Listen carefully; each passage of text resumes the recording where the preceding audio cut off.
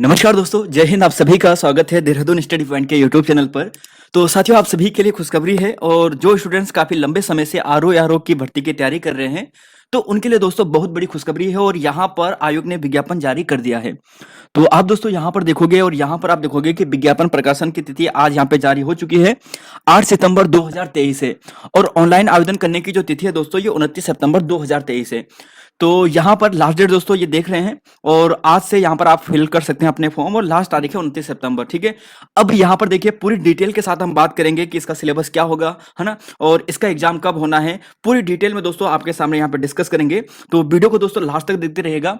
और यहाँ पर अगर आप देखोगे साथियों, देखिए सबसे पहले दोस्तों यहाँ पर बात करते हैं कि टोटल पोस्टें वगैरह कितनी है। तो हम चलते हैं सीधा नीचे, यहाँ पर जो इंपॉर्टेंट है देखिए रिक्तियों की बात करते हैं। यहाँ पर अगर आप रिक्तियां देखोगे तो समूह ग के अंतर्गत जो समीक्षा अधिकारी और सहायक समीक्षा अधिकारी के जो रिक्त पद है दोस्तों, टोटल 137 पद है। अच्छा, परीक्षा का माध्यम भी दोस्तों अभी डिटेल से हम यहाँ पर डिस्कस करेंगे, तो आप यहाँ पर देखते जाएगा। तो यहाँ पर साथियों अगर जैसे बात करें कि रिक्तियों का जो विवरण है वो कैसा है यहाँ पर, ठीक है। तो अगर यहाँ पर आप देखोगे, सबसे पहले हम बात करते हैं यहाँ पर समीक्षा अधिकारी की। तो साथियों समीक्षा अधिकारी के यहाँ पर आप सभी के लिए काफी लंबे समय बाद ये वैकेंसी आई है। काफी अच्छी पोस्ट है समीक्षा अधिकारी की, आपको यहाँ पर दिखोगे। तो देखिए सबसे पहले है टोटल यहाँ पर समीक्षा अधिकारी की 53 पोस्टें हैं जो उत्तराखंड सचिवालय के अंतर्गत है। फिर देखोगे समीक्षा अधिकारी जो लोक सेवा आयोग के अंतर्गत है, वहां पर 8 पद हैं। इसके अलावा राजस्व परिषद के अंतर्गत 8 पद हैं। तो टोटल दोस्तों जो यहाँ पर आपके लिए समीक्षा अधिकारी की जो पोस्टें हैं वो काफी अच्छी है दोस्तों। लगभग 60-70 के आसपास आपके सामने ये पोस्टें हैं, 70 के आसपास, जो आपके लिए बहुत इंपॉर्टेंट है। ठीक है, समीक्षा अधिकारी की यहाँ पर है पूरी डिटेल। आप देखिए अनारक्षित की बात करें तो 39 पोस्टें हैं, जो बहुत अच्छा है यहाँ पर आंकड़ा, और समीक्षा अधिकारी की पोस्टें हैं। अब साथियों यहाँ पर देखिए ये तो हो गई आरओ की, ठीक है, समीक्षा अधिकारी की। इसके अलावा यहाँ पर आपके लिए है सहायक समीक्षा अधिकारी की, ये एआरओ की है। और यहाँ पर अगर आप देखोगे पदों की संख्या तो 60 पद दोस्तों यहां पर आपके लिए हैं, ये सचिवालय के अंतर्गत हैं। अनारक्षित इसमें से 27 सीटें हैं। फिर अगर आप यहां पर अगर आप आगे बढ़ते हो सहायक समीक्षा अधिकारी लोक सेवा के अंतर्गत, तो वहां पर आपको 2 सीटें मिलेगी और ये केवल अनरिजर्व कैटेगरी के लिए है। फिर अगर थोड़ा नीचे आते हैं, ये राजस्व परिषद कार्यालय के अंतर्गत आते हैं और आप यहां पर देखोगे यहां पर टोटल 6 सीटें हैं, जिसमें से 4 अनरिजर्व्ड हैं। तो ये दोस्तों आप सभी के लिए बहुत अच्छा अवसर है, काफी अच्छी वैकेंसी है, काफी हाई ग्रेड पे लेवल की दोस्तों यह वैकेंसी है। और इस भर्ती का इंतजार लाखों स्टूडेंट्स करते हैं और आप सभी भी इसका इंतजार कर रहे होंगे। देखिए दोस्तों सिलेक्शन कैसे लेना है इसके बारे में भी यहां पर डिस्कस करते हैं, जो आपके लिए बहुत इंपॉर्टेंट यहां पर होने वाला है। ठीक है, तो यहां पर दोस्तों अगर आप देखोगे ना, देखिए यहां पर देखिए समीक्षा अधिकारी की बात करते हैं तो उत्तराखंड सचिवालय प्रशासन विभाग के अंतर्गत आपको मिलने वाली है ना। टोटल 69 पोस्टें यहां पर आपको मिलेगी समीक्षा अधिकारी की, और 47,600 से लेकर 1,51,100 रुपए तक दोस्तों यहां पर सैलरी बनती है, यानी 4800 ग्रेड पे दोस्तों यहां पर आपकी सैलरी बनेगी। तो बहुत ही दोस्तों यहां पर ये आपकी सैलरी है और यह आपको मोटिवेट करेगा कि आपको और अच्छे से यहां पर सिलेक्शन लेना है, अपना इसकी तैयारी करनी है।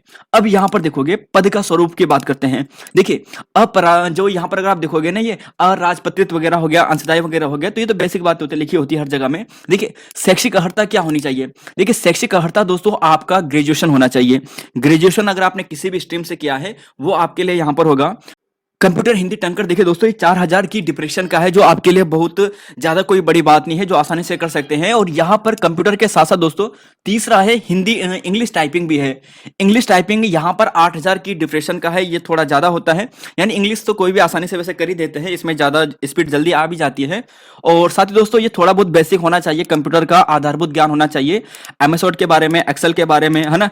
और यहाँ पर आप देखोगे एमएस एक्सेस हो गया, एक्सेल हो गया है, पावर पॉइंट हो गया है, इंटरनेट वर्ड वगैरह, इसके बारे में थोड़ा बेसिक जानकारी होनी चाहिए। और इसका केवल क्वालिफाइड नेचर का एक एग्जाम होता है, ये बाद में होता है। ठीक है, देखिए कंप्यूटर पर स्पष्टीकरण करना है कि कंप्यूटर के आधारभूत ज्ञान की जो अहरकारी प्रकृति है उसमें न्यूनतम 40% अंक प्राप्त करना अनिवार्य है। मतलब केवल दोस्तों ये क्वालिफाइड नेचर का होता है, जो कंप्यूटर वाला है बात का। फिर अगर आप यहाँ पे देखोगे, अब देखिए यहाँ पर एक चीज होता है, जैसे राजस्व परिषद हो गया ना, तो राजस्व परिषद में यह बताया रखा है कि भारत के विधि स्थापित द्वारा किसी भी विश्वविद्यालय से ग्रेजुएशन होना चाहिए।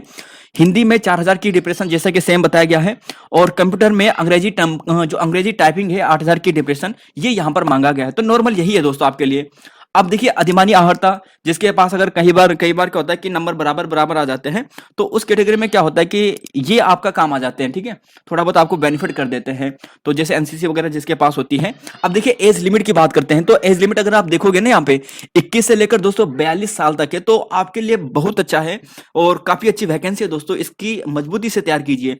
पदनाम की बात करते हैं, देखो ये समीक्षा अधिकारी का था, अब सहायक समीक्षा अधिकारी की बात करते हैं।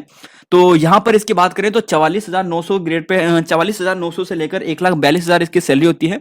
लेवल इसका दोस्तों 7 होता है और 4600 इसकी ग्रेड पे होती है, जो काफी अच्छी सैलरी होती है दोस्तों आपके लिए। 60-70 हजार के आसपास इसकी सैलरी बनती है शुरुआत में, 55-60 के आसपास, जो आपके लिए बहुत इंपॉर्टेंट है, ठीक है। अब यहां पर अगर आप देखोगे दोस्तों कि जैसे बात करें इसकी क्वालिफिकेशन के बारे में, तो क्वालिफिकेशन दोस्तों सेम ही है यहां पर, ठीक है, क्वालिफिकेशन यहां पर सेम ही है, जो ऊपर थी आरओ के लिए वही सेम एआरओ के लिए भी है, सेम यहां पर भी यही है। अब थोड़ा यहां पर आगे बढ़ते हैं दोस्तों, थोड़ा यहां पे आगे नीचे देखते हैं कि आपको एज काउंट कैसे करनी है। तो एज काउंट के लिए दोस्तों आपको जो 21 से 42 वर्ष होनी चाहिए ना, 1 जुलाई 2023 से ये काउंट होगी, मतलब जब आपका जन्म हुआ होगा और 1 जुलाई 2023 के बीच में आपको अपना जो यहाँ पर है वो काउंट करना है कि आप 21 से 42 साल के बीच में है कि नहीं है, ठीक है। तो इस बीच में आप काउंट कर सकते हैं, अगर है तो आप इस फॉर्म के लिए एलिजिबल हैं। फिर देखिए दोस्तों यहाँ पर किसी का जैसे आरक्षण वगैरह होता है, किसकी एज लिमिट छोटी यहाँ पर का रिजर्वेशन होता है उनके लिए, तो वो आपके लिए पूरा यहाँ पर है। अब इंपॉर्टेंट यहाँ पर अगर आप देखोगे सिलेबस की बात करते हैं, देखिए सिलेबस, अब बहुत से स्टूडेंट सिलेबस की बात कर रहे होंगे कि सिलेबस कैसा होगा, है ना। तो यहाँ पर साथियों अगर सिलेबस की बात करते हैं तो आपके लिए बहुत अच्छा है। आरओ का सिलेबस अगर आप यहाँ पे देखोगे, आप सीधा हम नीचे चले जाते हैं, देखिए आपको फॉर्म फिल करना है, जैसे आज से फॉर्म फिल शुरू हो चुके हैं और 29 तारीख तक आप फॉर्म फिल कर सकते हो, उसकी लास्ट डेट है। 200 रुपए फीस है दोस्तों, मात्र 200 रुपए है, ज्यादा भी नहीं होती है। यूकेपीएससी के एग्जाम में कमी फीस रखी जाती है ना, लगभग 222 टोटल पड़ेगा कुछ टैक्स वगैरह लगा के। तो ये आपकी फीसेज हैं, ठीक है। अब जरा यहाँ पर देखते हैं, यहाँ पर सिलेबस की बात करते हैं, देखिए सिलेबस की हम बात करते हैं। अब यहाँ पर देखिए दोस्तों, अगर आप एक चीज देखोगे ना, तो यहाँ पर अगर आप देखोगे तो ये आप यहाँ पर ध्यान देना है, आपको विशेष ध्यान देना है कि जो आपका यहाँ पर सिलेबस है, तो सिलेबस में दोस्तों 150 नंबर का यहाँ पर आपका पहले एग्जाम होगा, जो यहाँ पर ये प्री एग्जाम होगा, और ये 150 नंबर की बात करें तो 2 घंटे का आपको समय दिया जाएगा, जिसमें से 100 नंबर के आपके यहाँ पर जीएस जीके से रिलेटेड क्वेश्चन होंगे। 50 नंबर के जो दोस्तों जो क्वेश्चन आपको होने वाले हैं ना, वो आपके सामान्य अंकगणित परिचय से होगा, थोड़ा रीजनिंग पोर्शन से होगा, ये आपका सामने होने वाला है। फिर दूसरा मुख्य परीक्षा होगी। अब मुख्य परीक्षा भी दोस्तों आपके लिए बहुत इंपॉर्टेंट है। देखिए यहाँ पर मुख्य परीक्षा अगर देखोगे ना, तो ये भी वस्तुनिष्ठ प्रकार की पहली होगी। एक हिंदी में निबंध लिखने के लिए आता है कुछ यहाँ पर परंपरागत प्रश्न वगैरह, इसका भी सिलेबस यहाँ पे दिया है, आपको क्या क्या देखना है, तो ये भी आपके सामने दिया है, ठीक है। इसके अलावा दोस्तों यहाँ पर देखोगे परंपरागत प्रकृति वगैरह जो भी है, तो ये पूरा डिटेल आपके सामने यहाँ पर दिया है। टोटल 400 नंबर का आपका नंबर बनेगा जो मुख्य परीक्षा होगी, जिसमें से 200 सामान्य अध्ययन का होगा, ये ऑब्जेक्टिव टाइप का होगा। फिर यहाँ पर हिंदी जो संरचना वगैरह हो गया, यहाँ से आपका बनेगा 100 नंबर का। फिर 100 नंबर का निबंध आपको लिखने के लिए दिया जाएगा, 3 निबंध होंगे, और यहाँ पर आपको यहाँ पर 400 नंबर का टोटल यहाँ पे प्रश्न होगा, ठीक है। अगर आपने ये क्वालिफाई कर दिया है तो उसके बाद आपका यहाँ पर जो प्रयोगात्मक परीक्षा होगी वो होनी है, और ये केवल क्वालिफाइड नेचर का होता है। देखिए सिर्फ आपको क्वालिफाई करना है। जैसे कंप्यूटर के आधारभूत ज्ञान परीक्षण का जो टेस्ट होगा, जैसे आपको बताया था कि थोड़ा आपको विंडो के बारे में, इंटरनेट के बारे में, वर्ड के बारे में, एक्सेल के बारे में, पावर पॉइंट के बारे में, यहां से आपके सामने क्वेश्चन पूछे जाएंगे, है ना। और ये अधिकतम 100 नंबर का होगा, 1 घंटे का समय लिया जाएगा। फिर टाइपिंग परीक्षा भी होगी है ना, और ये 10 मिनट में आपको क्वालिफाई करना है। जैसे कि आपको 8000 की डिप्रेशन इंग्लिश में आनी चाहिए, किसी में 9000 मांग रखी है, जैसे आरओ के लिए 8000 मांग रखी है, और इसके अलावा 4000 की डिप्रेशन का आपको हिंदी टाइपिंग भी आनी चाहिए। ये 10-10 मिनट का आपको समय दिया जाएगा। अब देखिए माइनस मार्किंग भी दोस्तों है, यानी जैसे 1/4 माइनस मार्किंग होती है ना, हमारे जितने भी एग्जाम है चाहे यूकेएससी से यूकेपीएससी के, वो आपको यहां पर भी मिलने वाले हैं। तो माइनस मार्किंग यहां पर होगी। अच्छा, अब यहां पर देखिए प्रारंभिक परीक्षा का सिलेबस, ठीक है। तो साथियों यहाँ पर सिलेबस अगर आप देखोगे तो 100 नंबर का यहाँ पर अगर आप देखोगे जीएस का पोर्शन आएगा, 50 नंबर का आपका अंकगणितीय संरचना आएगी। देखिए सामान्य विज्ञान और कंप्यूटर से प्रश्न पूछे जाएंगे, है ना। जो पहला का सिलेबस है लगभग सेम है, कोई डाटा चेंज नहीं है, और यही सिलेबस आपके हर एग्जाम में काम आएगा, चाहे आप आरओ एआरओ के कर रहे हैं, चाहे आप ईओ के कर रहे हैं, जो अधिशासी टैक्स रेवेन्यू वाला जो यहाँ पर विज्ञप्ति आ रखी है, सिलेबस सेम है। थोड़ा बस यहाँ पे आपको जो रीजनिंग वाला पोर्शन है, जो यहाँ पर अंकगणितीय वाला पोर्शन है, वो आपको पढ़ना है ना। यहाँ पर देखो देखोगे फिर भारतीय राज्य व्यवस्था अर्थव्यवस्था हो गया है ना, यहाँ पर पॉलिटी आ चुकी है, इकोनॉमिक्स आ चुकी है, भूगोल दोस्तों यहाँ पर है ना, समसामयिकी घटनाएं। देखिए यूकेपीएससी का समसामयिकी घटनाओं से विशेष लगाव रहता है और ये अपने एग्जामों में ना यूकेपीएससी कम से कम 10 क्वेश्चन तो आपको इसके पूछता ही पूछता है ना। और मतलब मान के चलेगा कि 10 से 15 क्वेश्चन आपको यहाँ पर समसामयिकी घटनाओं से देखने को मिलेंगे, जिसमें से 4-5 के आसपास आपको उत्तराखंड के करंट अफेयर रहेंगे, 10 के आसपास या 6-7 के आसपास आपको नेशनल और इंटरनेशनल लेवल के जो यहाँ पर करंट अफेयर के क्वेश्चन हैं वो आपको देखने को मिलेंगे। तो ये समसामयिकी के घटनाएं हैं, बहुत इंपॉर्टेंट होती है यूकेपीएससी के एग्जाम के लिए। फिर देखिए दोस्तों उत्तराखंड का इतिहास, हमारी दोस्तों आपके लिए उत्तराखंड इतिहास की जो सीरीज चल रही है जिसमें हम 500 क्वेश्चन के माध्यम से आपको कंप्लीट करा रहे हैं, उसे अगर आप देख लोगे तो आपका उत्तराखंड का इतिहास का एक भी प्रश्न बाहर नहीं रहेगा। फिर देखिए यहाँ पर उत्तराखंड की संस्कृति, ये भी हम आपको कंप्लीट करवा रहे हैं, है ना। उत्तराखंड का भूगोल, जनांकीय वगैरह, तो उत्तराखंड का यहाँ पर काफी वेटेज दोस्तों आपको मिलने वाला है, ठीक है। जीएस जीएस और उत्तराखंड का आपके लिए काफी वेटेज आपको मिलेगा। और यहां पर अगर आप देखोगे जैसे उत्तराखंड की प्रशासनिक व्यवस्था वगैरह हो गया है, आर्थिक परिवेश दोस्तों आपको मिलेगा, है ना। आर्थिक प्राकृतिक संसाधन, मतलब यह है कि उत्तराखंड में तो आपको सब पढ़ना है, ठीक है, जो भी आपके डाटा है वो चीज आपको सब पढ़ना है। और फिर यहां पर आपके लिए जो बनता है सामान्य बुद्धि प्रशिक्षण का, देखिए यहां पे दोस्तों आपको किस प्रकार से प्रश्न पूछे जाते हैं। देखिए यहां पर क्या होता है ना, यहां पर कई बार एज लिमिट वाले प्रश्न आपको पूछ लेंगे, जैसे एज वाले होते हैं ना, कई बार आपको क्या पूछ लेते हैं, जैसे यहां पर जो बोट वाले प्रश्न होते हैं, है ना, जैसे रेलगाड़ी वाले प्रश्न होते हैं कि ये इतनी स्पीड से जाएगी तो इतने समय में पार करेगी। ये थोड़ा अंगणितीय वाले प्रश्न आपको यहां पर पूछते हैं, जो ज्यादा टफ लेवल के भी नहीं होते हैं, मीडियम लेवल के होते हैं, और आसानी से अगर थोड़ा भी जिसका मैथ्स बैकग्राउंड हो वो इसे कर सकता है, ठीक है। इसमें आपको यहां पर श्रृंखला वाले प्रश्न, रीजनिंग के जो श्रृंखला वाले प्रश्न होते हैं या अंगणितीय जो श्रृंखला होती है ना, समांतर पद होते हैं, गुणात्मक पद होते हैं, ये आपको यहां पर पूछे जाते हैं। समस्या समाधान दोस्तों आपको पूछे जाते हैं। सदृश्यों, समानताओं का अंतर, स्थानिक कल्पना, मतलब जो यहां पर आप ऐसे समझेगा कि जो रीजनिंग में नंबर सीरीज होता है ना, कहीं पर नंबर सीरीज होता है और कहीं पर आपको कंप्लीट करना पड़ता है, कहीं पर आपको सीरीज बनानी पड़ती है, तो वो चीजें आपको यहां पर पूछी जाती है, जो आपका यहां पर अंगणितीय और सामान्य बुद्धि वाला यहां पर प्रशिक्षण वाला ये वो है सिलेबस, ठीक है। तो ये दोस्तों आपका सिलेबस है सामान्य बुद्धि प्रशिक्षण का, इसे आप देख लेना, ये काफी इंपॉर्टेंट आपके एग्जाम के लिए होने वाला है, जो 50 नंबर का होगा। अब जैसे आपने प्री क्वालिफाई कर दिया है तो अब आप चलोगे मैथ्स मेंस के एग्जाम के लिए। देखिए मेंस के एग्जाम की बात करें दोस्तों तो यहां पर आप देखोगे ना, सबसे पहले सामान्य अध्ययन का वस्तुनिष्ठ प्रकार का जो क्वेश्चन आपने यहां पर प्री के लिए पढ़ा था वो क्वेश्चन आपको फिर यहां पर मेंस के लिए पढ़ना होगा, यानी सेम होगा, एक साथ साथ में आपकी तैयारी भी होगी और साथ साथ में तैयारी में आपका ये भी मेंस भी यहां पर क्लियर होता जाएगा। 200 नंबर में से आप जितने ज्यादा ला पाओगे ना, आपके सिलेक्शन के चांसेस उतने ज्यादा बढ़ेंगे और लास्ट के 400 में से आपकी मेरिट बनेगी दोस्तों, ध्यान रखिएगा, मेरिट 400 नंबर में बनेगी, आपका सिलेक्शन यहां पर इन 400 नंबर में से होगा जो मेंस का है। लेकिन पहले प्री क्वालिफाई करना बहुत जरूरी है। सामान्य विज्ञान का यहां पर दोस्तों वेटेज रहता है ना। यूकेपीएससी के एग्जाम में साइंस पूछी जाती है, प्रौद्योगिकी से प्रश्न आपके पूछे जाते हैं, तो ये चीजें आपको देखना है। कंप्यूटर से आपके पूछे जाएंगे, कंप्यूटर, इंटरनेट, संचार वगैरह, है ना। उत्तराखंड का इतिहास और संस्कृति, तो उत्तराखंड का इतिहास आपका कहीं नहीं जाएगा, हर जगह आपका उत्तराखंड का इतिहास और संस्कृति से आपको प्रश्न पूछे जाएंगे। भारतीय स्वतंत्रता आंदोलन, यहां पर आप सिलेबस देखोगे, विशेषकर पड़ोसी देश हमारे भूटान हो गया है, नेपाल हो गया है, बांग्लादेश हो गया है, म्यांमार हो गया, श्रीलंका हो गया है, चीन हो गया है, तो जो हमारे 7-8 जो पड़ोसी देश हैं उनके बारे में पूछे जा सकते हैं प्रश्न, ठीक है। फिर आप यहां पर देखोगे भारत का और उत्तराखंड का भूगोल और जनसंख्या, तो साथियों ये भी वही है, मतलब सेम है, जो चीजें आपने फर्स्ट के लिए पढ़ा था वही चीजें लगभग 90 से 80 से 90% आपको वही पढ़ना है और अच्छे ढंग से पढ़ना है और डिटेल से पढ़ना है और थोड़ा डीप पढ़ना है। तो ये दोस्तों आपके सिलेबस में है। आपदा प्रबंधन, न्यूनीकरण वगैरह हो गया, मतलब जो पारिस्थितिकी तंत्र है उसके बारे में आपको पढ़ना है। ग्लोबल वार्मिंग हो गया है, ओजोन गैस हो गया है, इन चीजों के बारे में आपको पढ़ना है। फिर देखिए भारतीय राज्य व्यवस्था, अर्थव्यवस्था, मतलब वही हो गया इकोनॉमिक और ये पॉलिटी वगैरह, है ना।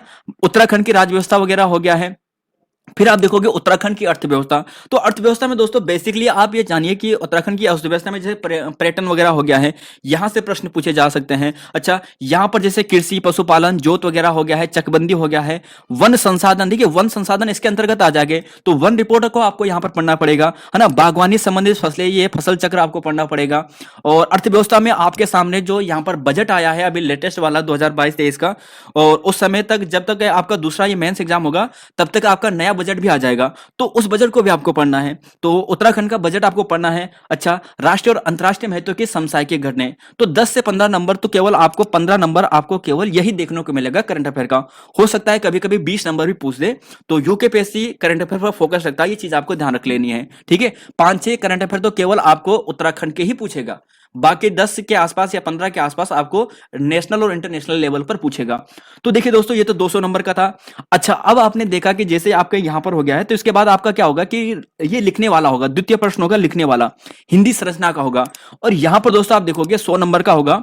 और यहां पर क्या होंगे कि इस प्रश्न पत्र में आपको 5 प्रश्न दिए जाएंगे और उनका अंक इस प्रकार से आपके सामने होगा। ये आपको दोस्तों करने हैं कि किसी भी दिए गए गद्यांश का उचित शीर्षक आपको लिखना होगा, सारांश मूल गद्यांश का 1/3 के रूप में आपको लिखना पड़ेगा, और गद्यांश का रेखांकित जो अंशों की है वो व्याख्या करनी पड़ेगी। तो टोटल यहां पर आप देखोगे तो 20 नंबर का पहला यह प्रश्न होगा। फिर देखिए, किसी भी दिए गए सरकारी पत्र का सारणी रूप में सार लेखन होगा। तो ये चीजें दोस्तों आपको यहां पर करना होगा। आप अगर इस चीज को थोड़ा नेट में सर्च करोगे तो आपको इसके बारे में टोटल पूरी जानकारी भी मिल जाएगी। ठीक है, फिर आप पत्राचार की बात करोगे तो शासकीय अर्धशासकीय जो पत्र होते हैं इनके बारे में लिखने के लिए आएगा आपको कि इनके लिए आप क्या हो रहा है कि जैसे कि कुछ प्रॉब्लम होगी है, जैसे गंदगी से रिलेटेड कोई प्रॉब्लम होगी है, तो आपको उससे संबंध में किसी जो बड़े अधिकारी है उनको क्या लिखना है, पत्र लिखना है। तो ऐसे कुछ भी पत्र आपको लिखने के लिए बोल सकते हैं, वो आपको लिखना है। जो यहाँ पर दोस्तों पारिभाषिक जो शब्दावली होता है ना, उससे संदर्भ में आपको कुछ पूछ सकता है, जैसे कुछ भी पूछ सकता है। जैसे आपको पूछ लेगा कि एडजस्टमेंट का मतलब क्या होता है, या फिर कुछ भी ऐसी चीजें जो आपको लगता है कि जो पारिभाषिक शब्दावली है, कोर्ट से संबंधित हो गया है ना, इनसे संबंधित हो गया है, विभागीय विभाग से संबंधित हो गया है, तो वो चीजें उनका हिंदी इंग्लिश ट्रांसलेशन आपको पूछ सकता है। केवल शब्दों का होगा ना, तो ये ज्यादा टफ भी नहीं हो सकते हैं, लगभग 100-200 अगर आप याद भी कर देते हो तो वहां से भी आपका काम बन सकता है। तो ये दोस्तों ये हो गया, ये केवल 100 नंबर का होगा, हिंदी रूपांतरण वाला। फिर इसके बाद आपका होगा निबंध वाला। तो निबंध दोस्तों आपको 100 नंबर का होगा, 100 नंबर का ये भी पेपर होगा। और यहां पर अगर आप देखोगे साहित्य संस्कृति सामाजिक क्षेत्र और राजनीतिक क्षेत्र, किसी भी क्षेत्र से आपको निबंध लिखने के लिए दिया जा सकता है। आपको यहां पर क्या करना है कि इस प्रश्न पत्र के अंतर्गत का खा गा 3 खंड होंगे, यानी 3 पार्ट में इसे बांटा जाएगा।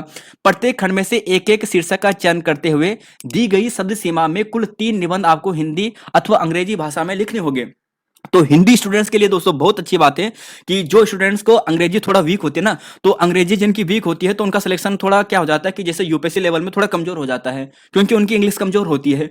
लेकिन आपके सामने यहाँ पे चॉइस होगी कि आप हिंदी में लिखो, तो आप किसी भी एक टॉपिक से यहाँ पर हिंदी में लिख सकते हो। साहित्य संस्कृति से आपसे पूछ सकते हैं, इससे रिलेटेड कोई सब्जेक्ट होगा, है ना, सामाजिक क्षेत्र से संबंधित कोई बात होगी, वहां से आपको एक निबंध लिखने को देंगे। और राजनीतिक क्षेत्र से कोई सब्जेक्ट होगा, वहां से आपको एक टॉपिक देंगे और उस पर निबंध लिखने को देंगे। तो कोई भी एक निबंध आपको लिखना है। और शब्द सीमा का विशेष ध्यान रखना है। देखिए, शब्द सीमा यहां पर इंपॉर्टेंट होती है। 600 शब्द लिखा है, तो 600 शब्द के आसपास ही दोस्तों एक्चुअली आप मान के चलेगा कि लगभग 600, यानी 4-5% आप थोड़ा ऊपर नीचे हो सकते हैं शब्दों के, कोई बात नहीं, लेकिन मैक्सिमम आपको 600 सीमा शब्दों के भीतर ही भीतर लिखना होता है। ज्यादा लिखोगे तो फिर नंबर कटते हैं। ठीक है, अगर 2-4 शब्द, 4-5 शब्द थोड़ा ऊपर नीचे हो जाते हैं तो कोई बात नहीं, लेकिन ज्यादा नहीं होनी चाहिए। फिर इसके बाद विज्ञान पर्यावरण और प्रौद्योगिकी हो गया है। आर्थिक क्षेत्र कृषि व व्यापार से एक टॉपिक आपको लिखने का ले आएगा, ये आपको लिखना है ना। ऐसे ही दोस्तों आपके सामने ये आ सकते हैं कि किसी राष्ट्रीय अंतरराष्ट्रीय घटना का क्रम आ सकता है ना। सपोज मान के चलो आजकल G20 में आ रखा है, तो G20 का हमारे परिप्रेक्ष्य में क्या क्या महत्वपूर्ण है, या भारत का G20 से आप क्या यहाँ पर सहयोग हो सकता है, भविष्य में G20 में और क्या समानता हो सकती है, कुछ भी ऐसी चीजें आपको लिखने के लिए आ सकती है, वो चीजें आपको लिखना है। तो ये चीजें दोस्तों तब होती है ना जब आप क्या करोगे, करंट अफेयर भी पढ़ोगे, है ना। और यहाँ पर क्या होता है कि निबंध के संदर्भ में थोड़ा बहुत उन्हें पढ़ने की कोशिश भी करते रहोगे लगातार, जो करंट सब्जेक्ट है उनसे लेकर, तो ये चीजें आपके अच्छे से वहां पर क्लियर होंगी। 100 नंबर का भी ये 100 नंबर का ये पेपर होगा और 400 नंबर दोस्तों आपके क्लियर हो गए। जैसे आपके क्लियर हो जाएंगे उसके बाद दोस्तों आपको टंकण परीक्षा के लिए बुलाया जाएगा, यानी रिजल्ट के बाद। और फिर उसके बाद यहाँ पर एक क्वालिफाइड नेचर का पेपर होगा जिसमें आपको यहाँ से प्रश्न पूछे जाएंगे। देखिए, ठीक है, तो यहाँ पर आप देख रहे होंगे कि जैसे यहाँ पर बात करें क्वालिफाइड नेचर का, basic knowledge of computer operational practical, तो प्रैक्टिकल होगा दोस्तों यहाँ पर ये आपका इस टाइप का, और ये क्वालिफाइड नेचर का होगा जिसमें से 40% अंक प्राप्त करना आपके लिए अनिवार्य होगा। उक्त परीक्षा में प्राप्त अंकों का अंतिम चयन परिणाम में सम्मिलित नहीं किया जाएगा। तो ये भी इंपॉर्टेंट है, केवल आपको क्वालिफाई करना है बस। ठीक है, फिर आता है टंकण परीक्षा जो टाइपिंग टेस्ट के लिए है, और टाइपिंग टेस्ट आपने देख देख लिया है, हिंदी में 4000 की डिप्रेशन के लिए होता है और अंग्रेजी में भी करना है, ध्यान रखें दोनों में होगा, हिंदी भी अंग्रेजी भी। और अंग्रेजी में 8000 की डिप्रेशन होना चाहिए। और जो ए आर ओ है, आर ओ के लिए 8000 है, यानी थोड़ा कम है, लेकिन ए आर ओ के लिए थोड़ा ज्यादा है, 9000 की डिप्रेशन का, ये आपको करना है, ठीक है। और कंप्यूटर और अंग्रेजी टंकण कर सकने वाले अभ्यर्थियों को ही अधिमान दिया जाएगा, ठीक है। और यहां पर यह दिया है कि कंप्यूटर में अंग्रेजी टंकण, अगर कभी क्या होता है कि कभी कोई नंबर मतलब एकदम नंबर क्वालिफाई बराबर बराबर आ जाते हैं, तो वहां पर क्या होगा कि अगर जिसने हिंदी टाइपिंग भी की है, इंग्लिश टाइपिंग भी की है, और कोई इंग्लिश में अच्छा है, ज्यादा बढ़िया है, तो उसे अधिमान दिया जाएगा, उसे पहले प्रायोरिटी दी जाएगी। तो देखिए दोस्तों, ये था आपका सिलेबस और कंप्लीट आपके डिटेल के बारे में। और आई होप आपने देख लिया होगा, सिलेबस काफी अच्छा है, सैलरी दोस्तों बहुत बढ़िया है, और आप इसकी तैयारी कीजिए, बहुत अच्छे ढंग से तैयारी कीजिए, ठीक है। सिलेबस देखिए, पढ़ना एक ही चीज है, आपको आपने सिलेबस देखा, जो सिलेबस आर ओ का आप देख रहे हैं, वही सिलेबस आपका अधिशासी अधिकारी का है, और वही मैक्सिमम सिलेबस आपका जो उत्तराखंड के यूकेएसएससी के कोई और एग्जाम है वो भी आपका है। तो सिलेबस तो सेम ही है, एक बार अच्छे से पढ़ दो, ढंग से पढ़ दो बस। तो फिलहाल दोस्तों यहां पर हम इतना ही है आप सभी के लिए, मिलेंगे आपको नई वीडियो में, तब तक के लिए दोस्तों धन्यवाद। और हाँ साथियों, अगर आप चैनल पर नए हैं तो चैनल को सब्सक्राइब कर लीजिएगा। आपके लिए दोस्तों हम क्लासेस रखते हैं, काफी अच्छे क्लासेस आपके लिए रखते हैं, और आपके लिए दोस्तों बहुत बढ़िया जो नोट्स हैं वो भी प्रोवाइड कराते रहते हैं। तो फिलहाल दोस्तों यहाँ पर इतना ही है, मिलेंगे आपको नई वीडियो में। जय हिंद दोस्तों, जय उत्तराखंड और जय देवभूमि।